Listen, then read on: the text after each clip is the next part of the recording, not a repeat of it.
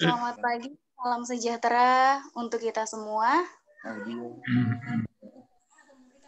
Pertama-tama saya mengucapkan terima kasih kepada Tuhan Yang Maha Esa karena kita bisa berkumpul dalam pertemuan kali ini dengan keadaan sehat walafiat. Nah, terima kasih juga kepada narasumber kami yang sudah menyempatkan waktunya hadir pada pertemuan kali ini dengan tema teknis peningkatan mutu penyedia pembibitan kelapa sawit. Terima kasih juga kepada para peserta yang sudah hadir. Di sini para penangkar seluruh Indonesia nih ya, perwakilan sepertinya sudah banyak yang ikut. Nah, mengenai topik kali ini yaitu dengan topik yang pertama penanganan kecambah, kedua pemeliharaan bibit, ketiga sistem pencatatan dan quality control pembibitan. Dengan narasumber kami yaitu dari Medan. Nah, kali ini kami mengadakan 2 sesi, di mana yang pertama dimulai dari pukul 10 hingga pukul 12 yang nanti akan kami break dulu isoma, yang kemudian akan dilanjut kembali pada pukul 1. Begitu ya Bapak Ibu sekalian. Baik, untuk mengefisienkan waktu, langsung saja kalau begitu Ulfa serahkan waktunya kepada narasumber kami yang pertama yaitu Bapak Sujadi. Silakan Bapak Sujadi. Terima kasih Mbak Ulfa. Ya. Assalamualaikum warahmatullahi wabarakatuh. Waalaikumsalam. Waalaikumsalam. Selamat siang, salam sejahtera untuk kita semua. Sebelumnya marilah kita memanjatkan puji syukur kehadirat Allah Tuhan Yang Maha Kuasa karena berkah dan rahmat-Nya sehingga siang hari ini kita bisa bertemu di media Zoom dalam rangka sosialisasi mungkin terkait dengan pengadaan benih kelapa sawit seperti yang tadi disampaikan oleh pembawa acara. Kenalkan, nama saya Sujadi dari Pusat Penelitian Kelapa Sawit Medan. Mungkin bapak-bapak yang hadir di kesempatan ini sudah saling mengenal. Tadi saya lihat Pak Rusbandi. Selamat siang Pak Rusbandi. Pak Fajar. Siang, Pak Fajar. Ya. Siang, Mbak Sujadi. Bengkulu Utara. Siap. Terima kasih. Jadi kesempatan siang hari ini saya pikir kalau di atas jam 10 sudah waktu siang ya. Saya akan menyampaikan beberapa slide yang nanti bisa kita diskusikan terkait dengan pemilihan varietas unggul kelapa sawit di antara mungkin 19 sumber benih yang ada di Indonesia sampai dengan tahun 2020 ini, PPKS salah satunya. Dan di tahun 2020 ini juga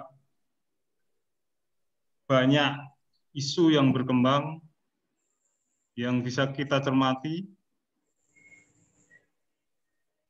Yang pertama mungkin terkait PSR ya, yang paling menyita perhatian. Saya pikir bahwa Pak yang hadir pada kesempatan siang hari ini adalah penyedia benih ya, benih atau bibit kelapa sawit yang mengharapkan mendapat 180.000 hektar yang sebanding dengan kurang lebih 26 juta bibit yang harus disediakan pada program PSR tahun 2020. Kemudian yang kedua mungkin isu yang paling menarik kita perhatikan adalah terkait dengan tes kontaminasi non-tenera yang sudah dibahas di beberapa pertemuan melalui Zoom, saya pikir, dan Pak Rusbandi saya pikir juga mengikutinya, masih terjadi perdebatan yang panjang mengenai tes kontaminasi non-tenera. Kita menggunakan regulasi SNI benih 8211/2015 yang menyebutkan bahwa kontaminasi tenera di bawah 2%. Tapi kemudian kita juga menemukan regulasi di Keputusan Menteri Pertanian 76/2017 yang di tahun 2020 ini juga sedang kita revisi, yang menyebutkan bahwa kontaminasi non-tenera untuk benih kelapa sawit adalah di bawah 5%. Ini juga menarik, namun untuk lebih jelasnya akan saya share presentasi dari kami.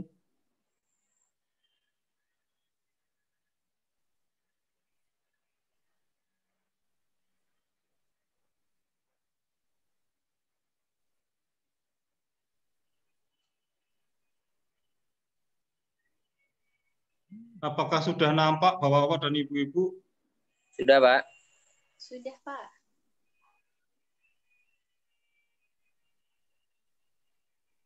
Sudah, Pak. Bentar.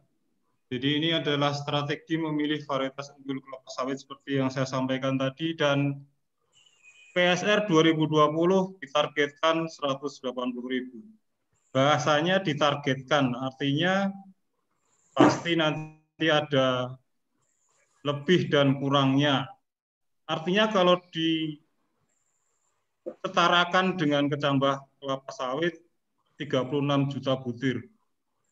Kalau disetarakan dengan bibit siap tanam atau benih siap tanam kelapa sawit kurang lebih 26 juta batang. Mohon dikoreksi nanti kalau ada yang membantah, silahkan nanti kita diskusikan. Kemudian seperti yang tadi saya sampaikan bahwa SNI benih 8211/2015 sampai dengan 2020 sebenarnya sifatnya masih belum mandatori, artinya belum wajib diikuti oleh sumber benih. Artinya sumber benih dalam redaksi kalimat ini adalah sumber benih dan mitra sumber benih sebagai penangkar mungkin. Di SNI benih ini disebutkan kontaminasi non-tenera Bapak-bapak dan Ibu-ibu adalah di bawah 2%. Dan ini sekali lagi berbeda dengan Kementan 76/2017 yang di sana diantaranya menyebutkan bahwa kontaminasi non-tenera ini di bawah 5%.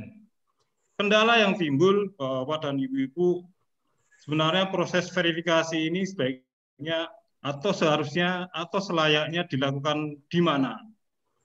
Sumber benih, dalam hal ini mungkin PPKS dan 18 sumber benih yang lain, di penangkar bibit atau di tingkat petani. Kemudian kendala yang berikutnya, siapa yang melakukan? Dan biaya dari mana?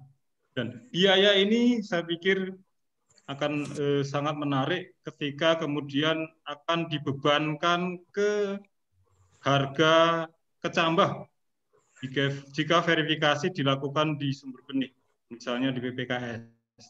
Tentu PPKS akan membebankan harga untuk biaya tes verifikasi kontaminasi tenera ini di harga kecambah yang dijual. Kemudian biayanya dari mana? Dari APBN atau dari sumber benih. Kalau sumber benih jelas akan membebankan ke harga kecambah. Atau di penangkar. Saya pikir penangkar akan membebankan harga biaya untuk verifikasi non-tenera ini ke harga bibit yang dijual. Kemudian pertanyaan yang berikutnya, ini akan kita diskusikan nanti, sudahkah mendesak untuk diterapkan?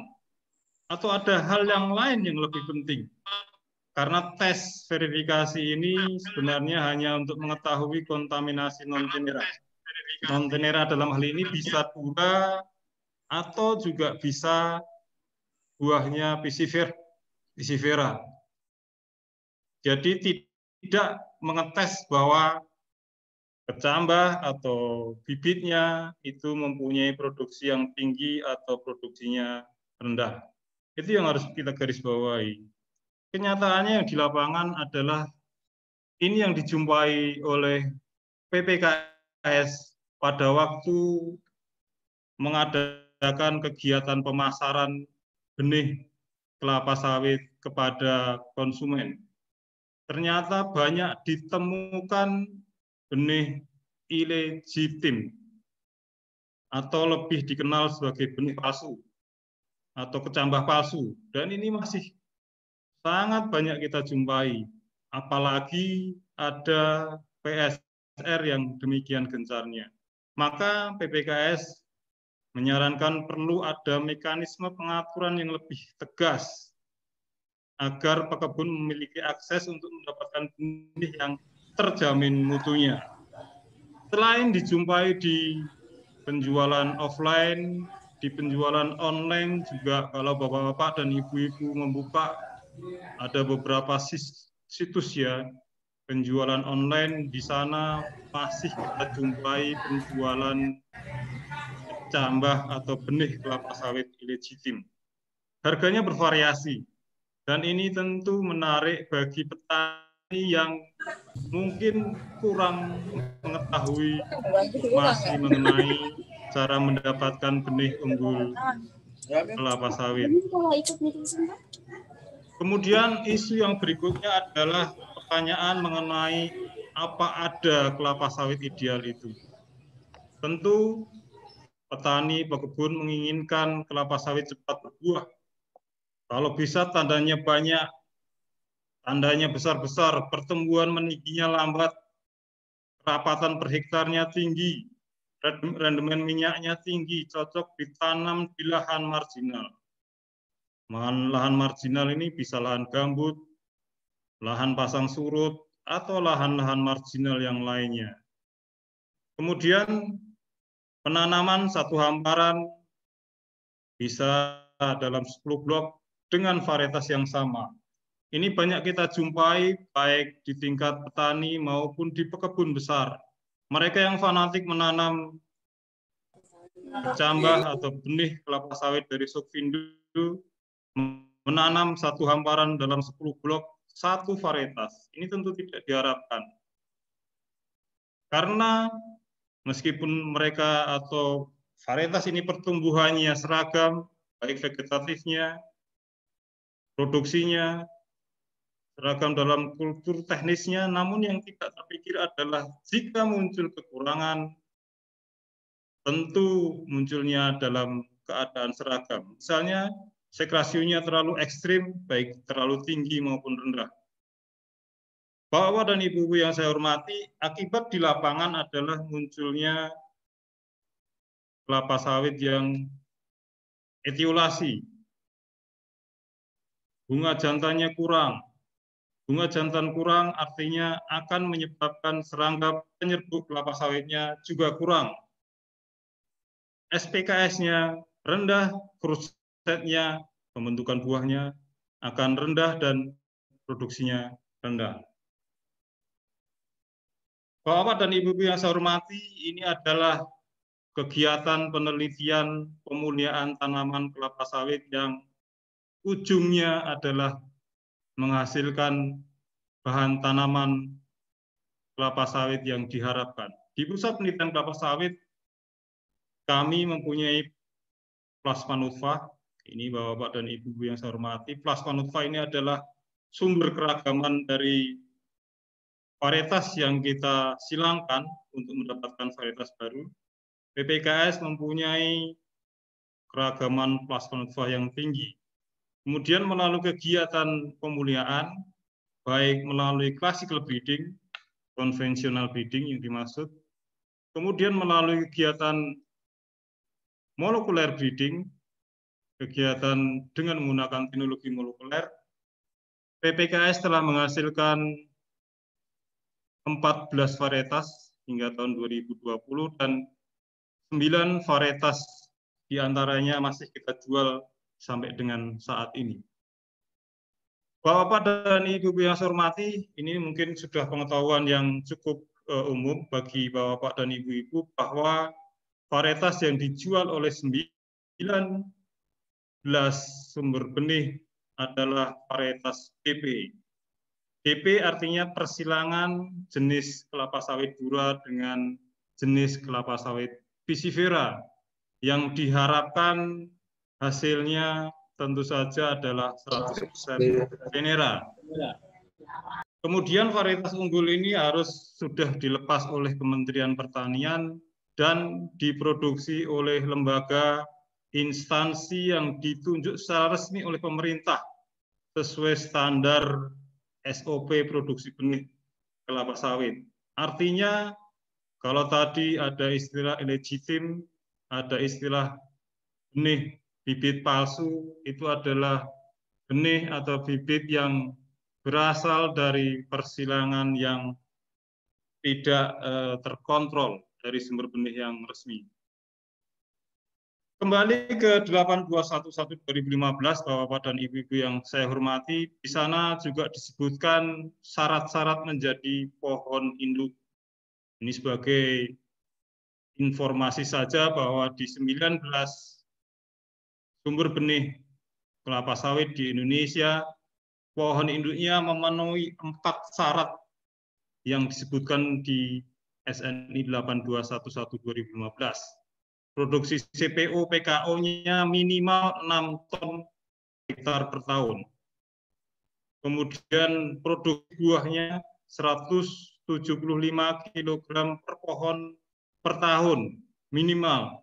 Kemudian rendemen pabriknya 23% dengan pertumbuhan meninggi kurang dari 80 cm per tahun dan hasil dari persilangan kontaminasinya di bawah 2% non-teneranya. Kemudian di dalam SNI 8211/2015, Bapak dan Ibu-ibu yang saya hormati, disebutkan 3 syarat benih kelapa sawit.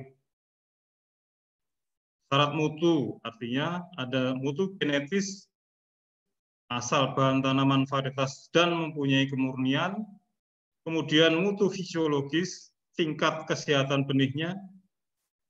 Kemudian mutu fisiknya, bobot biji, keragaan radikulat dan plumula. Saya pikir Bapak dan Ibu-ibu yang menangkarkan benih kelapa sawit dari PPKS bisa memperhatikan ketiga mutu ini. Kalau misalnya mutu genetis, misalnya di kecambah kelapa sawit PPKS selalu dilengkapi dengan dokumen yang menyebutkan dari mana pohon induknya dan dari mana pohon bapaknya, termasuk di situ juga jelas disebutkan varietasnya. Kalau varietas Simalungun, di situ akan disebutkan duranya dari dura yang mana dan polennya dari Pisifera yang mana. Kemudian mutu fisiologisnya, tingkat kesehatan benihnya, Bapak dan Ibu-ibu sebagai penangkar benih juga bisa menuntut sumber benih harus memenuhi syarat mutu fisiologis. Artinya kecambah yang biasanya diterima kadang ada yang terserang jamur. Artinya mutu fisiologisnya mungkin tidak memenuhi syarat dan ini bisa disampaikan komplainnya ke sumber benih. Kalau misalnya dari PPKS, kami biasanya menerima keluhan ini dan akan menindaklanjutinya.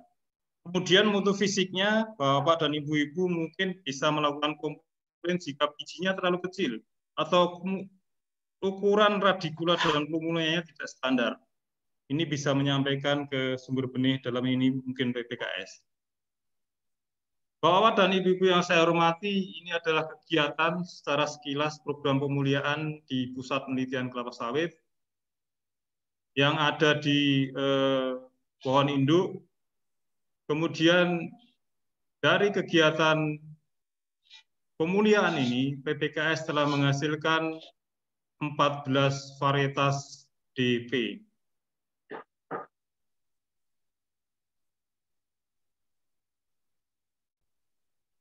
Ini milestone pelepasan varietas yang dilakukan oleh Pusat Penelitian Kelapa Sawit pada tahun 1984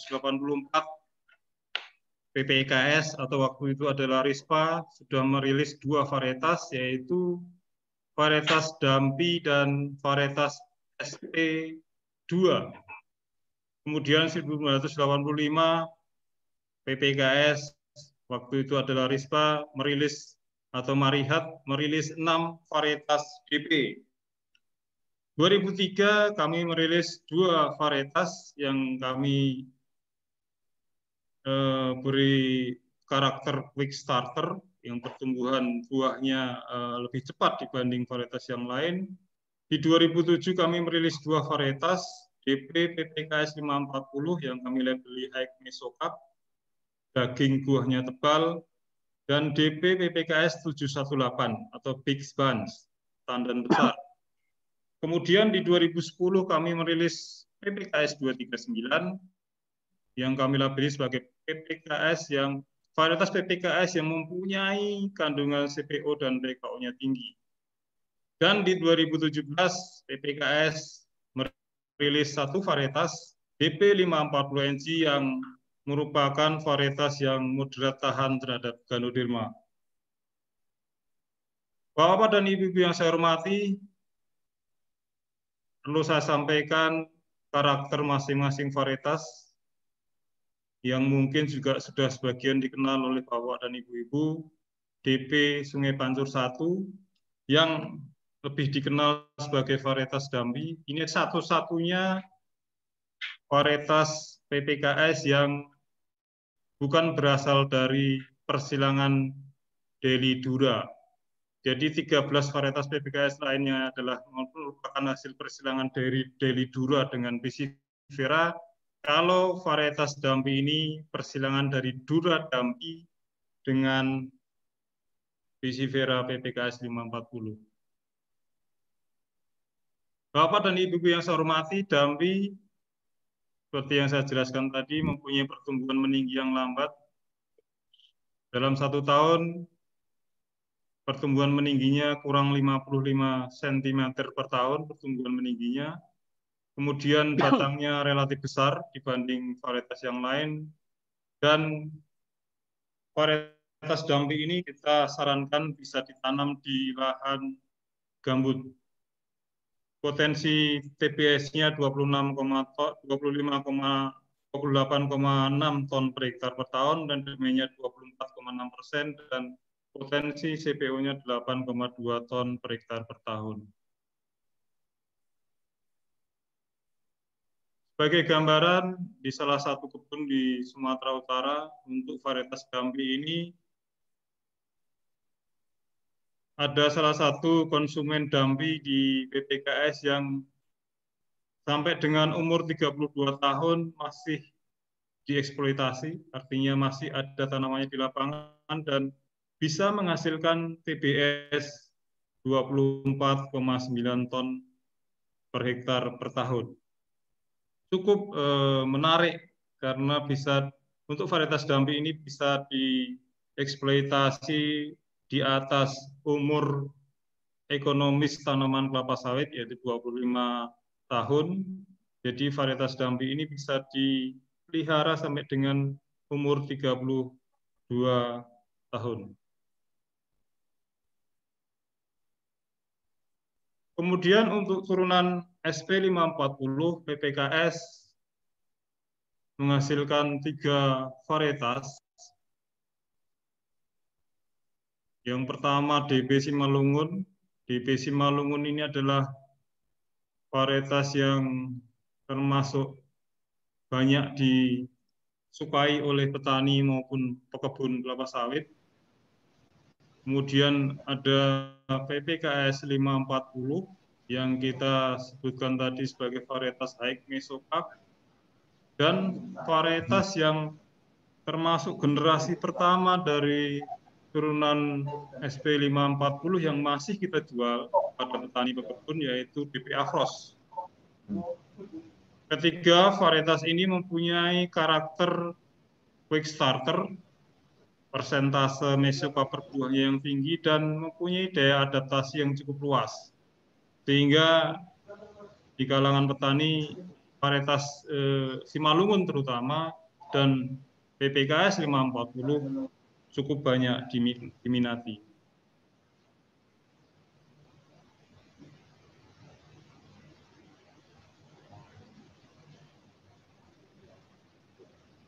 Ini adalah karakter dari minyak dari ketiga varietas. BV Apros bisa mencapai CPO 8 ton per hektar per tahun. Kemudian PPKS 540 ini adalah varietas PPKS yang mempunyai potensi CPO yang paling tinggi dibanding varietas yang lain, yaitu 9,5 ton per hektar per tahun. Kemudian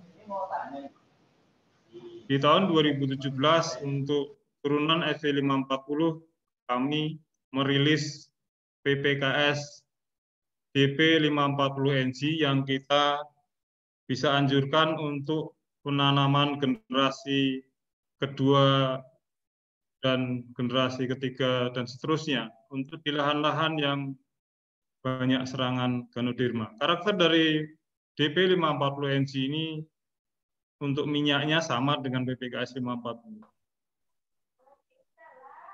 Ini performa beberapa varietas turunan SP540 di pekebun di lapangan di wilayah Sumatera Utara.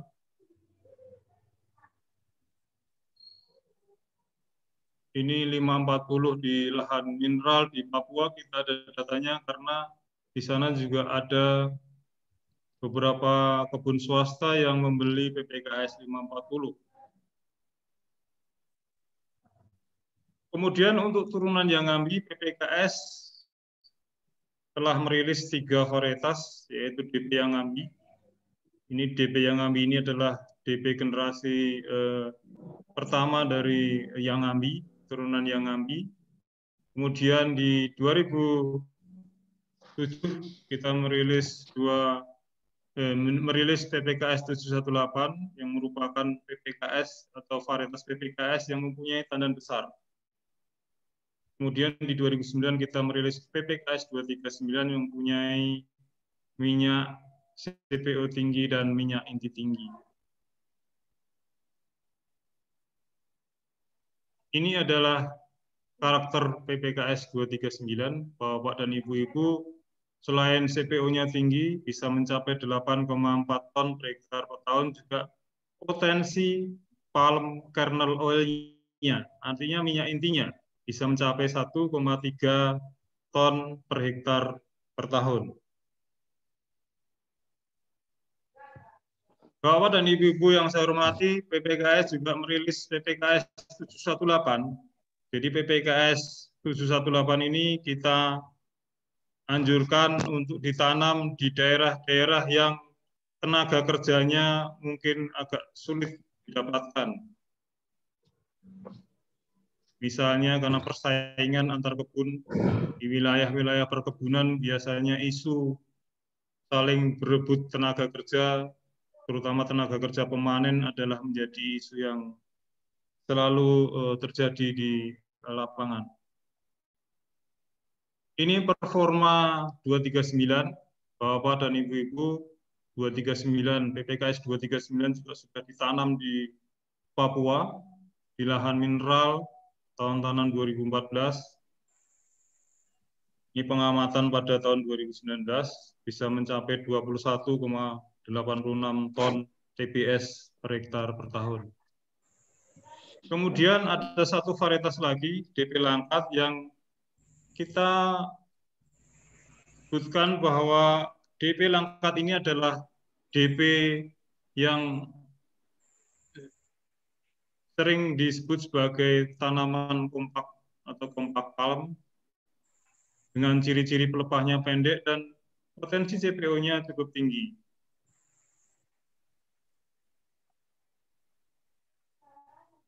Ini adalah performa varietas DP Langkat di lahan mineral di Jawa Barat. Tahun tanam 2008 kita bisa mencapai 24,92 ton per hektar per tahun.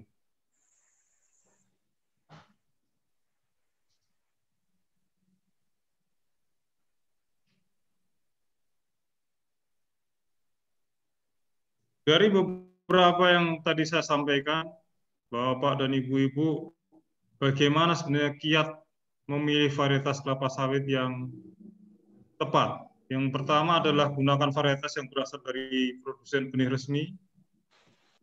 Kami tidak mengharuskan Bapak-Bapak dan Ibu-Ibu membeli kecambah di PPKS, karena kami sebagai sumber benih juga mempunyai keterbatasan stok benihnya. Ada 18 sumber benih yang lain yang bisa menjadi pilihan bagi Bapak dan Ibu-Ibu. Kemudian sesuaikan varietas berdasarkan tujuan yang diinginkan. Kalau Bapak-Bapak dan Ibu-Ibu pengen menanam yang tandanya besar, tentu saja saya menganjurkan bisa membeli PPKS 718. Kalau kepengen yang quick starter, artinya buahnya cepat menghasilkan, PPKS ada DP Simalungun, DP PPKS 540, DP Afros. Kemudian pastikan varietas sesuai dengan kondisi lahan. Kalau lahannya berbukit, tentu kita tidak menganjurkan Bapak-Bapak dan Ibu-Ibu menanam PPKS 718 karena tandanya besar, nanti akan menimbulkan kesulitan dalam proses panennya atau proses untuk memperoleh produksinya. Saya sampaikan 19 sumber benih kelapa sawit adalah demikian. PPKS, Sokvindo, dan Nonsum adalah 3 sumber benih yang menjadi pionir sumber benih kelapa sawit di Indonesia. Kemudian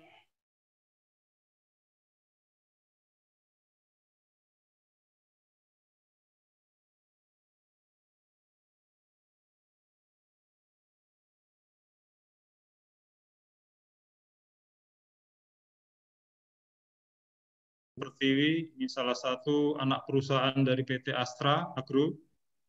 Kemudian PT Perkebunan Nusantara 4, PT PN 4. Jadi PT PN 4 mempunyai sumber benih Bapak dan Ibu-Ibu di kebun Madulina di Sumatera Utara.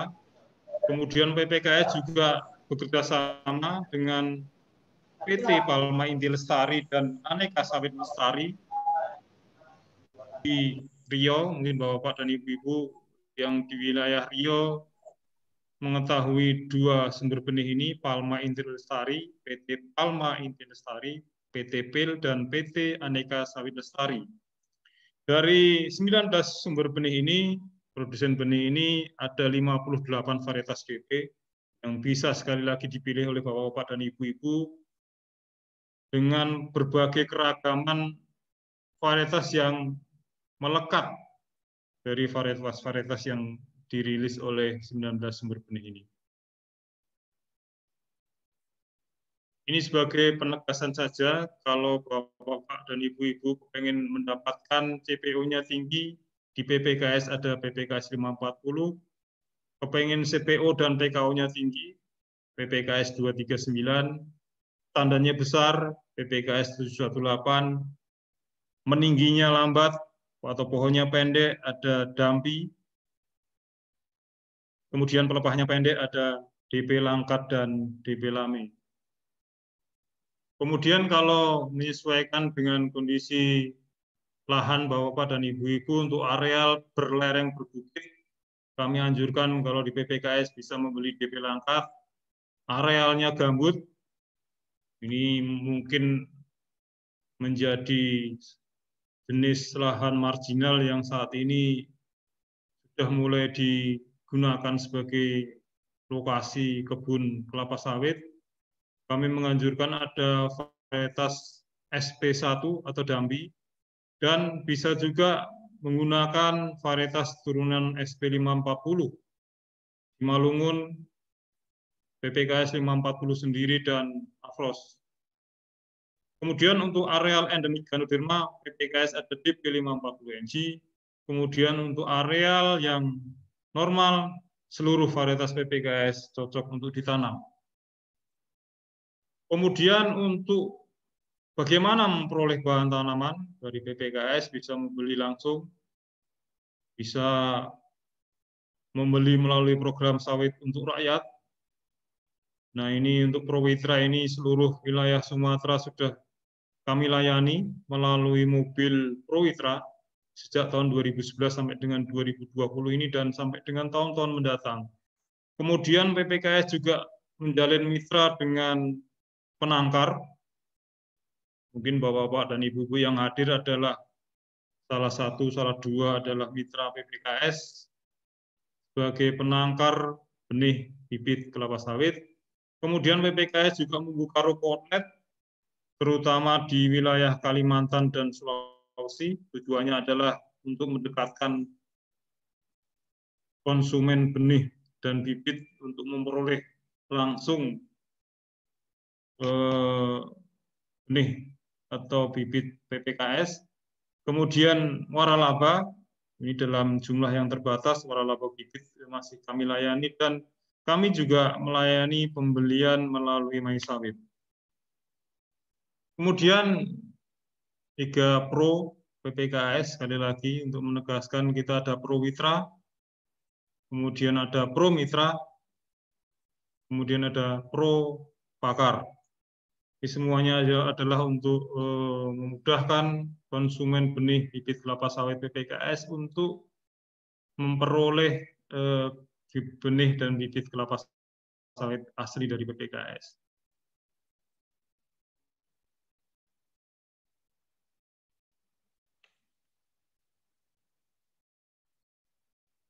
Jadi kalau ada pertanyaan mengapa harus benih atau bibit dari PPKS, karena PPKS adalah sumber benih pertama di Indonesia. Kemudian PPKS memiliki 9 varietas unggul yang mempunyai karakteristik yang bisa menjadi pilihan. Seperti yang tadi saya sampaikan, menyesuaikan dengan kebutuhan dan kondisi lahan bapak-bapak dan ibu-ibu yang mungkin berbeda-beda. Kemudian dari 9 varietas ini mempunyai produksi yang tinggi, daya adaptasi yang luas, dan quick starter. Harga kecambah atau benih kelapa sawit sampai dengan 2020 harganya 7.500, dan mulai tahun depan kita sudah merencanakan untuk menaikkan harga per butirnya. Bapak dan Ibu-ibu nanti siap-siap untuk menyesuaikan dengan harga baru untuk kecambah kelapa sawit PPKS atau benih kelapa sawit PPKS. Harganya menjadi Rp8.000 per butir. Kemudian penjualan pembelian cepat dan mudah. Kami melayani pembelian langsung di kantor kami di PPKS. Kami juga melayani melalui Prowitra. Kami juga melayani melalui ruko outlet tadi yang saya sampaikan. Kemudian untuk bibit ada sampai dengan November 2020 penangkar bibit kami ada 80 penangkar, artinya mereka adalah perpanjangan dari PPKS untuk mendapatkan bibit siap tanam. Kemudian PPKS juga menjangkau sampai pelosok, baik melalui Prowitra tadi saya sampaikan, waralaba dan outlet. Kemudian layanan purna jual dari kami, karena kami sebagai pusat penelitian kelapa sawit, kami ada penelitinya dari hulu sampai dengan hilir yang siap memberikan layanan purna jual. Kemudian potongan harga untuk petani sampai dengan tahun 2020 dan tahun-tahun mendatang, saya pikir PPKS mendapat mandat atau perintah dari pemerintah memberikan diskon khusus untuk petani 10%.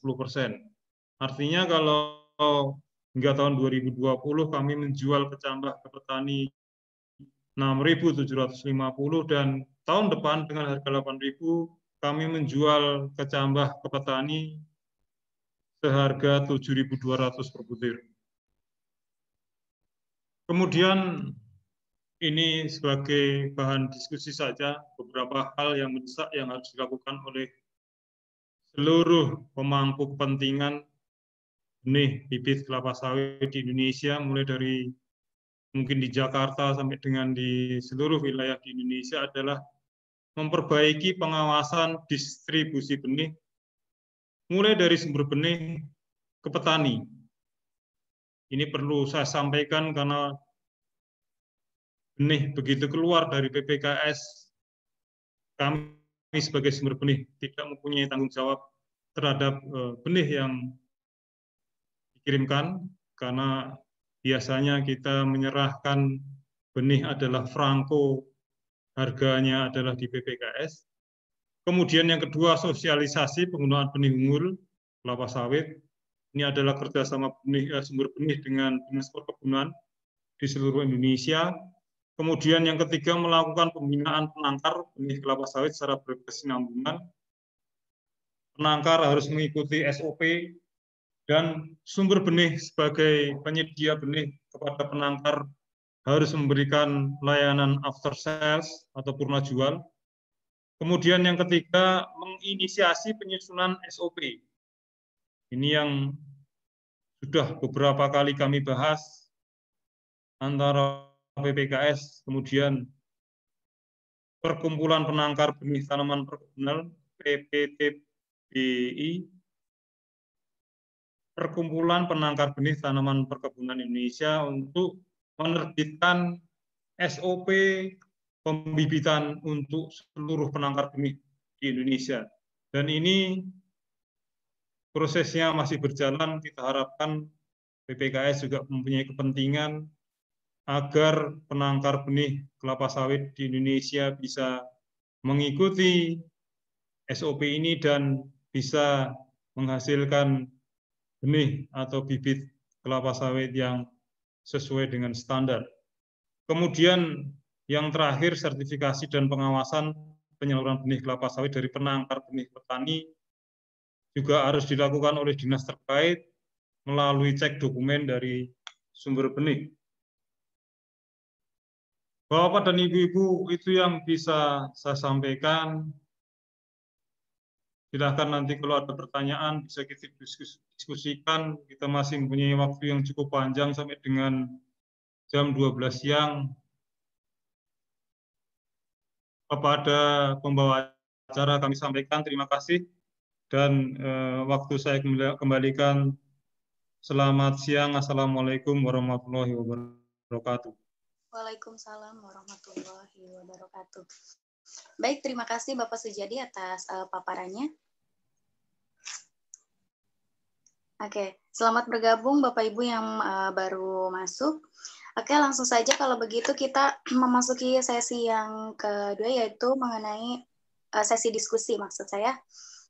Silakan Bapak Ibu jika ada pertanyaan terkait paparan materi yang sudah dijelaskan oleh narasumber kami mengenai strategi memilih benih unggul kelapa sawit. Silakan Bapak Ibu yang ingin bertanya untuk mengaktifkan mikrofonnya.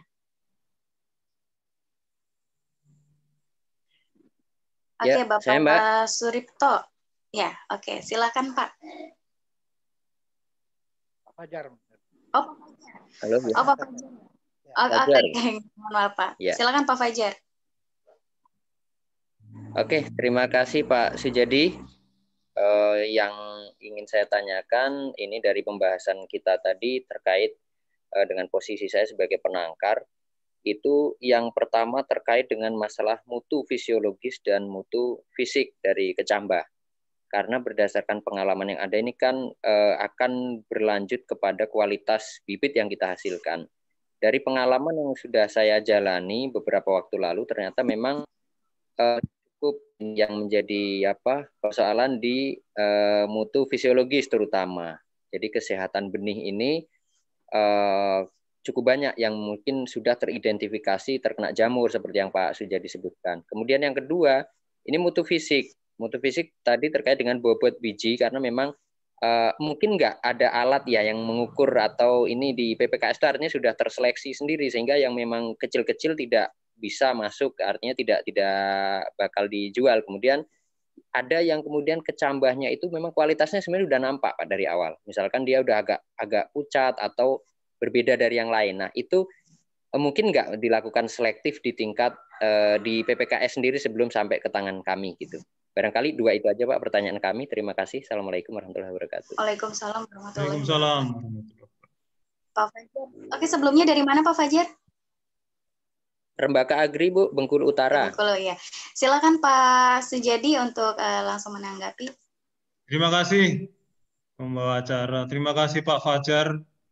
Jadi terkait dengan mutu fisiologis dan mutu fisik sesuai dengan SNI 8211/2015 SNI benih, memang sangat jelas disebutkan di situ ada mutu fisiologis dan mutu fisik. Pak Fajar, kalau mutu fisik sekali lagi memang kalau Pak Fajar bilang ukurannya kecil, tapi sebenarnya itu sudah memenuhi syarat ya, memenuhi syarat secara SNI, karena di benih sebelum dikecambahkan BPKS ada seleksi, jadi ukuran benihnya adalah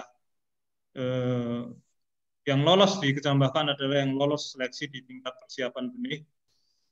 Kemudian untuk mutu fisiologis memang harus kita akui di proses pengiriman ini yang menjadi kendala. Mungkin tidak hanya PPKS satu-satunya sebagai sumber benih yang menghadapi kendala ini, tapi sebenarnya Pak Fajar kegiatan sebelum kecambah atau benih kelapa sawit dikirim ke penangkar atau konsumen atau petani atau pekebun yang membeli kecambah ke PPKS, biasanya pembeli kita berikan kesempatan untuk mengecek sebenarnya Pak Fajar, artinya pada saat pengiriman di Medan memang sebaiknya sudah ada ini ya ijab kabul ya atau deal-dealan bahwa ini layak secara fisiologis, sehingga begitu dikirim ke lokasi pembibitan seharusnya sudah tidak ada klaim atau komplain. Meskipun demikian Pak Fajar, PPKS mempunyai komitmen untuk memberikan yang terbaik. Artinya kalau misalnya terjadi kerusakan di perjalanan di atas 2,5% dari rafaksi atau 5% sekarang PPKS di atas 5% rafaksi ada kerusakan, PPKS memberikan ganti dengan kecambah dari varietas yang sama. Artinya seleksi di BPKS sudah dilakukan dan pada saat packing kecambah sebelum keluar dari BPKS biasanya ada yang menyaksikan secara ideal ya. Idealnya itu memang pembeli itu menyaksikan sebelum di packing. Tapi mungkin karena Pak Fajar beberapa kali, mungkin baru sekali mengambil, kemudian di berikutnya kami melakukan pengiriman melalui mobil Prowitra, memang ini yang mungkin tidak terjadi kesepakatan pada saat packing. Tapi intinya Pak Fajar, PPKS bertanggung jawab, jika lebih dari 5%, kita akan memberikan ganti sesuai dengan jumlah yang diklaim. Demikian Pak Fajar, Mbak Ulfah, terima kasih. Ya, baik begitu Pak Fajar, mungkin ada yang ingin disampaikan lagi? Ya, cukup jelas sih, sudah cukup jelas. Barangkali yang lain. Okay. Nah, terima kasih Pak Sujadi. Terima kasih Pak Fajar. Sama-sama Pak. Ya, selanjutnya silakan Bapak Ibu yang ingin bertanya. Masih diberikan. Bapak. Ya, dengan Bapak siapa? Suripto. Dengan Bapak Suripto. Oke, Pak Suripto. Silakan Pak. Nah, ini langsung ke narasumber ya, Pak Sujadi. Saya di awal tadi jelaskan bahwa tidak dibenarkan menanam kelapa sawit di dalam satu varietas, dalam tadi dicontoh dalam 10 blok. Nah, ini kalau kebetulan saya kerja di PBSN ya. Nah, ini nampaknya bisa dihindari ini yang terjadi, ini banyak terjadi ya dalam satu varietas itu dalam bahkan lebih dari 10 blok. Nah, ini untuk menghindari, apalagi ini sekarang dari perusahaan banyak beli bibit dari luar ya, bibit resmi. Cuma kita kan tidak mengetahui dari masing-masing varietasnya. Jadi yang perlu saya tanyakan, untuk lebih efektifnya, ini berapa atau idealnya berapa yang bisa dalam satu blok itu bisa dalam satu varietas? Mungkin itu Pak Sujadi yang saya tanyakan. Terima kasih. Langsung saja ditanggapi oleh Pak Sujadi. Silakan Pak. Terima kasih Pak Suripto. Jadi saran dari peneliti ini sebenarnya juga dari berdasarkan pengalaman di lapangan, jika menanam satu jenis varietas dalam satu hamparan, ya artinya memang kita tidak menganjurkan ekstrim ya. Kalau ada beberapa pekebun yang ekstrim, artinya satu blok itu dicampur ada 2 varietas minimal. Artinya varietas yang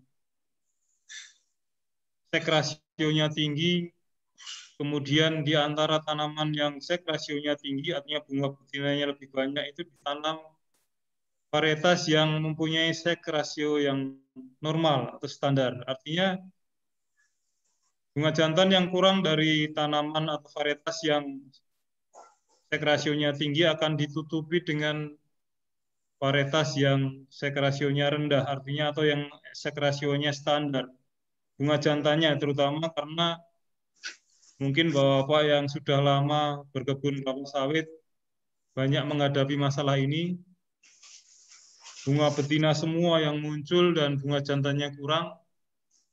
Kalau sudah demikian, Pak Suripto, bunga jantan ini bagi petani mungkin dianggap tidak ada hasilnya, sebenarnya juga salah karena dari bunga jantan ini adalah sumber polen untuk menyerbuki. Bunga betina banyak, kalau tidak ada polennya juga tidak akan optimal pembentukan buahnya atau fruit set-nya. Dan dari bunga jantan ini juga menjadi sumber kehidupan SPKS, serangga penyerbuk kelapa sawit. Yang kita anjurkan sebenarnya Pak Suripto tidak harus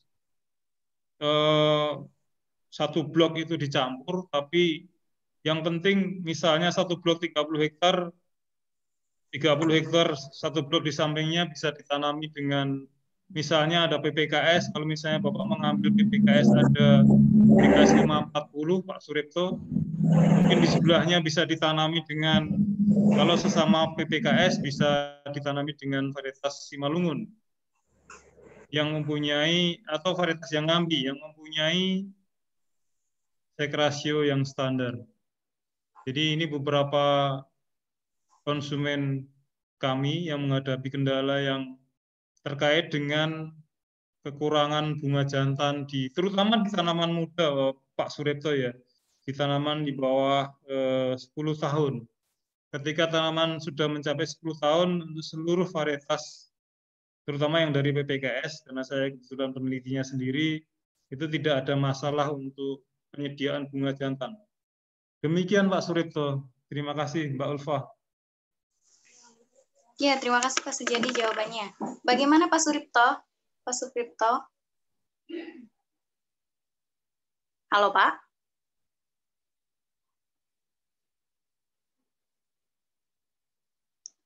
Halo Pak Suripto, masih bergabung? Bisa diaktifkan dulu Pak Suripto audionya. Ya Pak, belum diaktifkan lagi, masih di mute. Ya. Terima kasih Bu, cukup. Oke, cukup. Baik, terima kasih Pak. Selanjutnya masih tersedia banyak waktu. Silakan Bapak Ibu yang ingin bertanya langsung kepada narasumber kami. Silakan diaktifkan kembali mikrofon. Saya Mbak Ulfa, hanya sebagai masukan saja. Oh iya, silakan. Silakan Pak Rusbandi. Terima kasih, tadi sudah disebutkan oleh Pak Sujadi bahwa kita sedang menyusun standar operasional prosedur pembibitan kelapa sawit untuk menyeragamkan, menstandarisasi proses pembibitan yang kita lakukan. Ini mengingat bahwa di lapangan ternyata proses pembibitan yang dilakukan oleh kita semua ini ternyata tidak standar, tidak sama. Sehingga ujungnya adalah bibit yang dihasilkan tidak standar. Sementara tidak standar dalam artian negatif ya. Tidak standar kadang-kadang karena prosesnya tidak standar yang menghasilkan keragaman, kira-kira begitu. Nah, kita semua berharap bahwa dengan adanya standar operasional produksi yang distandarkan secara nasional, ini akan bisa kita pedomani semua. Kemudian bagaimana? Apakah kalau sudah ada standar itu langsung kita bisa pedomani? Maka kita nanti ke depan perlu ada pelatihan. Jadi setelah standarnya ada, maka kita lanjutkan dengan pelatihan. Pelatihan itulah yang mengajarkan kepada kita untuk memproduksi kelapa sawit, bibit kelapa sawit dengan benar. Kemudian bagaimana kita menstandari hasil pelatihan itu?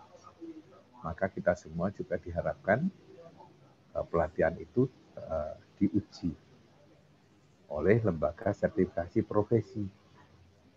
Maka kita semua akan memiliki kompetensi yang memadai, yang cukup, yang sah menurut Badan Standar Nasional. Nah, inilah yang kita harapkan. Sehingga ketika kita sudah memiliki semuanya itu, kompetensi itu, maka kita mampu merencanakan, melaksanakan, mengevaluasi, dan mencatat dengan benar. Sehingga proses pembibitan yang kita lakukan itu semuanya akan memenuhi standar. Harapannya ke sana. Dan harapannya juga ini menjadi kompetensi syarat ke depan untuk sebagai penangkar bibit kelapa sawit. Sehingga kita semua juga akan tahu semua kalau namanya bibit kelapa sawit itu ketika kita menerima kecambah tidak langsung dibuka. Harus ada pemeriksa dulu. Kalau diperiksa baru kemudian kita tanam. Standar polybag-nya berapa, terus kemudian jarak tanamnya berapa. Ini semua akan standar. Pupuknya berapa, airnya berapa. Ini kalau memang semua sudah standarisasi, harapannya adalah bibit-bibit kelapa sawit yang dihasilkan akan standar. Demikian yang sedang kita proses, sedang kita upayakan bersama dengan BPKS dan forum komunikasi peneliti agar kita semua memiliki standar. Ini sebagai informasi, mudah-mudahan kita semua menjadi bersemangat untuk memperbaiki. Nah, ini sekarang ini pada tahapan untuk pemanasan lah kira-kira begitu. Barangkali demikian Mbak Ufa dan teman-teman semua. Terima kasih. Baik, terima kasih Pak Sekjen atas masukannya. Bagaimana mungkin ada yang ingin ditanggapi dulu dari Pak Sujadi mengenai masukan dari Pak Rusbandi? Terima kasih Mbak Ulfa. Terima kasih Pak Rusbandi. Terima kasih atas kerjasamanya selama ini dan saya pikir ini belum final ya. Artinya jalan saya pikir masih cukup panjang dan saya sepakat bahwa langkah pertama SOP draft sudah ada di tangan yang berwenang yang di Jakarta dan kita terutama kami dari PPKS mengharapkan Pak Rusbandi sebagai Sekjen bisa mendorong lebih kuat lagi dan tentu kita harapkan dari SOP ini kemudian nanti kita tindak lanjut dengan pelatihan dan ujung-ujungnya adalah kompetensi dari penangkar. Artinya penangkar yang berkompeten yang menangkarkan benih bibit kelapa sawit. Dan ini terus terang memang pengalaman saya mengurusi penangkar benih kelapa sawit, terutama di 2 tahun terakhir ini memang masih cukup beragam kemampuan dari penangkar terkait dengan kultur teknis pembibitan kelapa sawit, apalagi dengan adanya program PSR ini cukup banyak terus terang yang kemampuan untuk menangkarkan benih kelapa sawit memang masih cukup boleh dibilang memprihatinkan. Artinya dengan SOP ini diharapkan tentu saja adalah seleksi ya, seleksi terhadap penangkar ini penangkar yang tidak bisa mengikuti SOP tentu saja akan tereliminasi. Pak Rusbandi, ya mungkin harapannya juga ujungnya adalah output dari penangkar benih bibit kelapa sawit adalah bibit yang standar sesuai dengan jenis varietas yang ditangkarkan. Saya pikir itu yang bisa saya sampaikan untuk menanggapi Pak Rusbandi, Mbak Ulfa. Terima kasih Pak Rusbandi. Iya, baik Pak. Berikutnya, masih adakah Bapak Ibu yang ingin bertanya?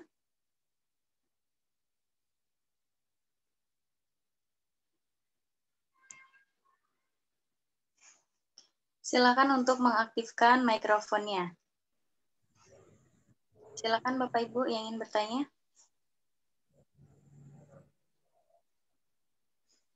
Ya, Mbak Ulfa.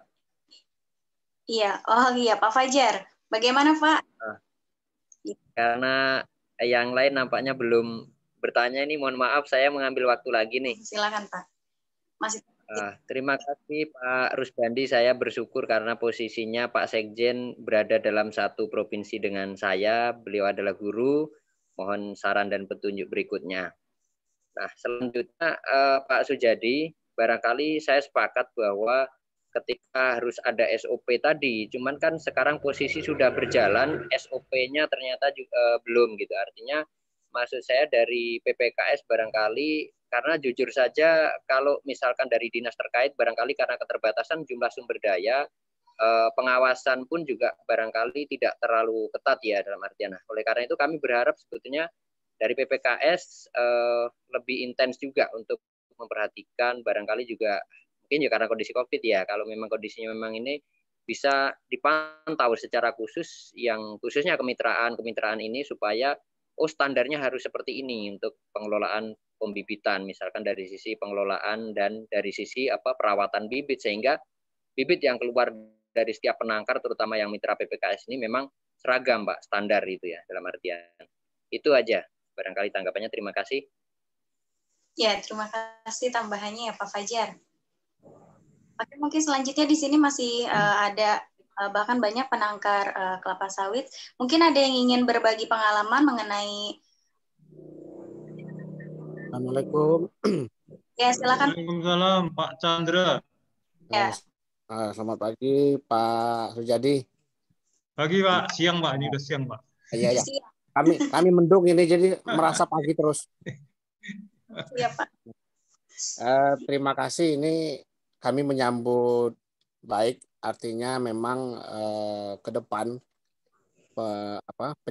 penyeragaman SOP ini sangat kami nanti sebenarnya Pak. Artinya memang menjadi guide kami juga.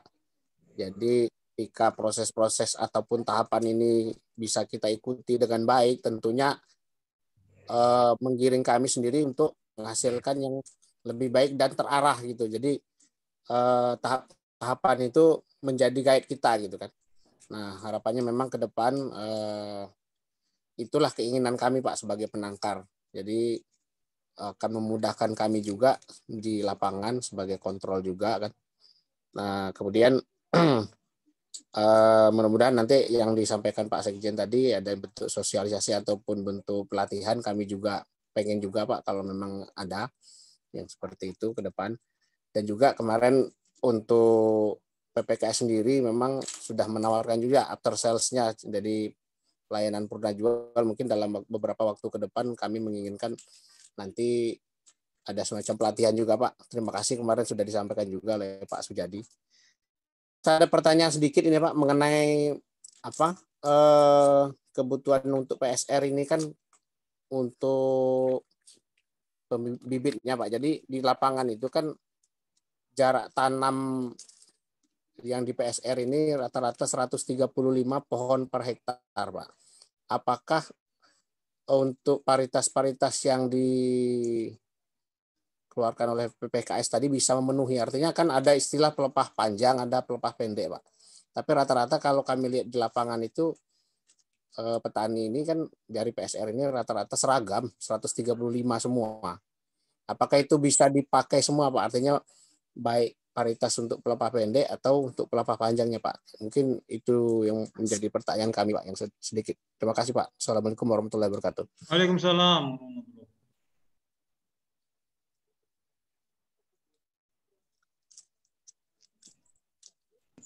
Ya, baik, langsung saja Pak Sujadi untuk menanggapi. Ya, terima kasih Mbak Ulfa, terima kasih Pak Chandra. Terkait dengan kerapatan SPH 135 pokok per hektar, apakah varietas PPKS semua cocok? Jawabannya semua cocok, Pak Chandra. Oh iya, iya.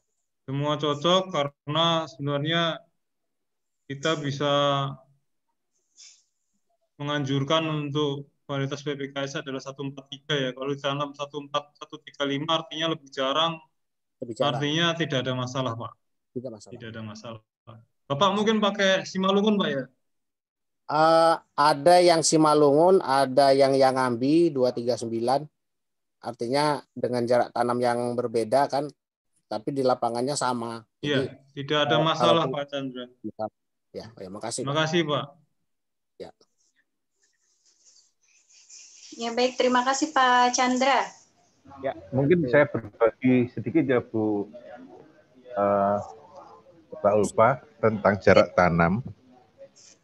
Saya kebetulan menjadi penjamin bibit di PSR.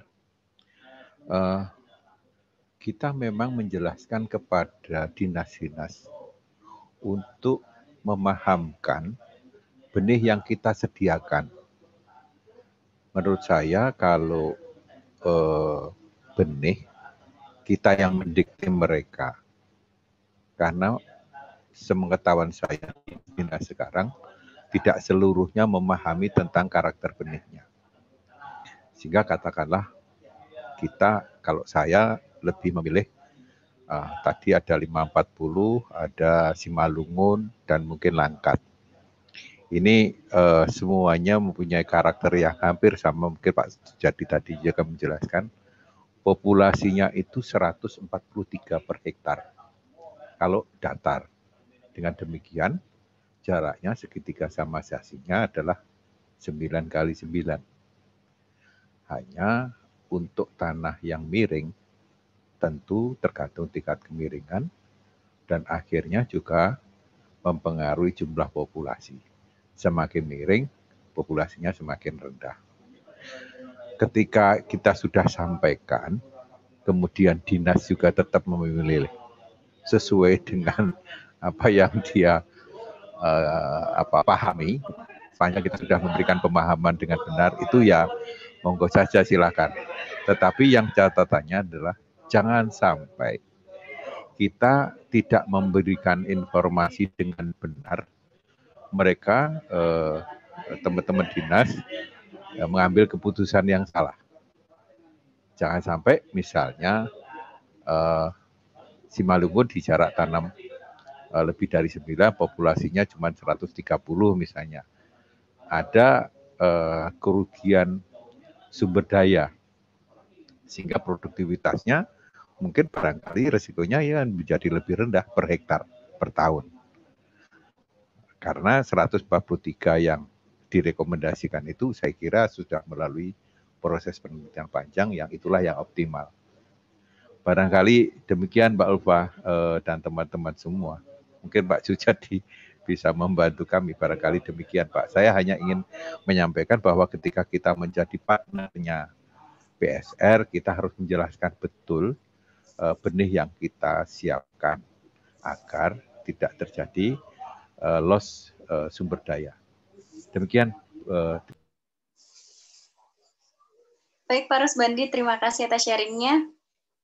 Nah mungkin Bapak Ibu yang lain ingin berbagi pengalaman ataupun masih ada pertanyaan yang lainnya, silakan.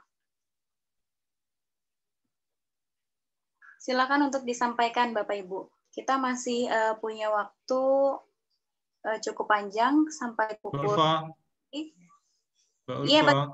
Jadi. Ya, terima kasih Mbak Ulfa tadi menanggapi saja Pak Rusbandi ya, terima kasih. Memang Pak Chandra tadi saya lupa mengingatkan bahwa memang Mas Bandi di Bengkulu mengalami penyesuaian kerapatan tanam ya, karena di Bengkulu lahan perkebunannya cukup bervariasi, berbukit, berlereng, dengan segala tingkat kelerengan yang mungkin dari yang landai sampai dengan curam. Dan saya pikir memang saya sepakat bahwa kerapatan tanam ini tidak harus mengikuti anjuran dari sumber benih untuk varietas-varietas yang sudah dirilis. Misalnya dianjurkan dari sumber benih 143, kemudian karena lokasinya berbukit, berlereng, memang harus ada penyesuaian. Bisa mungkin adalah yang dianjurkan adalah 130, karena kami sebagai peneliti pemuliaan memang lokasi pengujiannya adalah di lahan yang datar, kemudian juga di lahan mineral, terutama di kebun-kebun PT Perkebunan Nusantara, baik 3 dan 4, sehingga memang sekali lagi seperti yang disampaikan Pak Chandra tadi, Pak Rusbandi memang mungkin juga menyesuaikan kondisi di wilayahnya Pak Chandra. Saya pikir juga tidak ada masalah sebenarnya, tapi kalau disampaikan ke dinas terkait dengan karakter dari masing-masing varietas sesuai dengan yang ada di karakterisasi varietas, saya pikir juga perlu disampaikan, tapi juga tidak mengikat sebenarnya. Terima kasih Pak Rusbandi, Mbak Ulfa. Iya, baik Pak.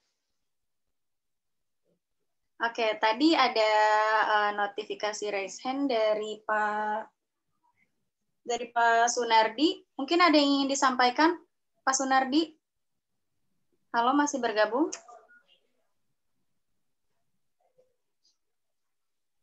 Ada yang ingin disampaikan? Halo, Pak Sunardi? Dari CV Gunung Putri, Kalsel.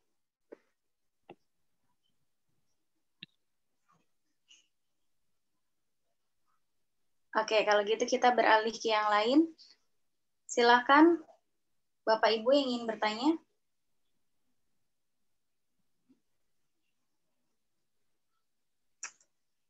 Masih ada pertanyaan?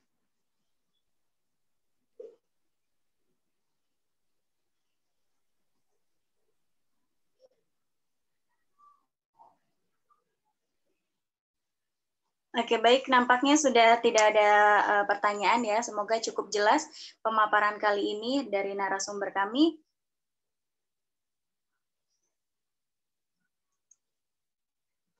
Oke, baik. Kalau begitu mungkin pertemuan kali ini bisa kita sudahi sebelum pukul 12 ya, karena di jadwalnya pukul 12. Karena tadi kita mulai cukup tepat waktu, tidak terlalu molor begitu ya, karena peserta sudah banyak yang hadir. Oke, baik. Terima kasih Bapak Ibu sekalian.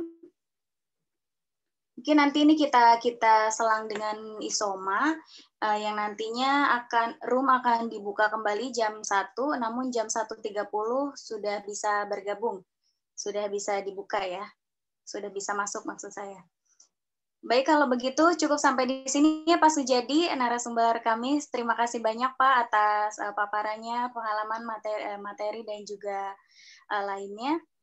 Sangat bermanfaat sekali. Terima kasih juga kepada Bapak Ibu yang sudah hadir menyempatkan waktunya. Jangan lupa nanti hadir kembali pada pukul 1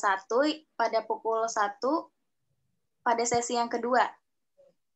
Bersama narasumber kami tetap sama, masih dari tim PPKS Medan. Baik, kalau begitu kita akhiri untuk Isoma dulu ya Bapak Ibu sekalian. Siap. Terima kasih Mbak Ulfa. Jam mendatang ya. Terima kasih Pak Sujadi. Terima kasih.